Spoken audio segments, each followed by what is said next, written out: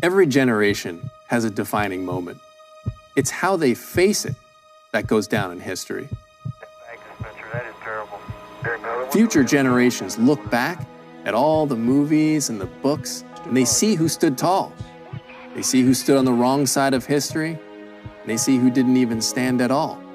That moment, future generations will look back on to judge this one is here, right now. The veil's been torn.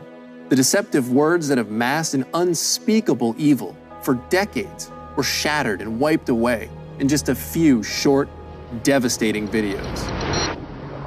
Another boy, boy. The greatest genocide we have ever known is going on right now and happening on our watch.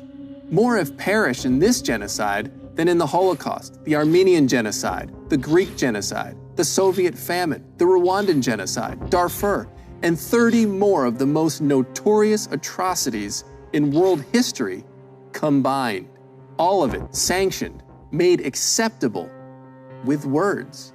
It's my choice. A woman has a right to her own body.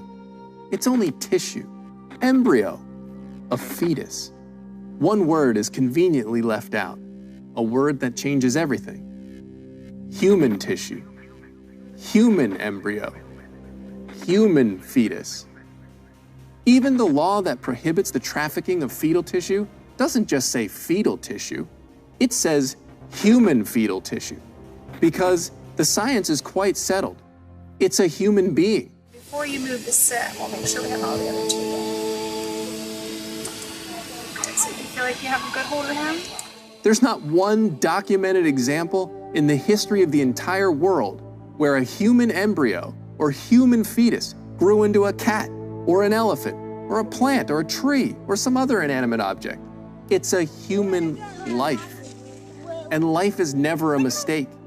It's never a punishment. It's not to be treated casually or just discarded at a whim when inconvenient. It is a gift, and it is always beautiful. From the very moment of conception, the very essence of who you are, your DNA, it's formed. In 2 weeks, the nervous system. Shortly after that, the heart beats. Then the spinal cord forms.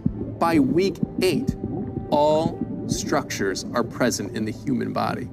Yet abortion is legal up to 22 weeks in 46 states.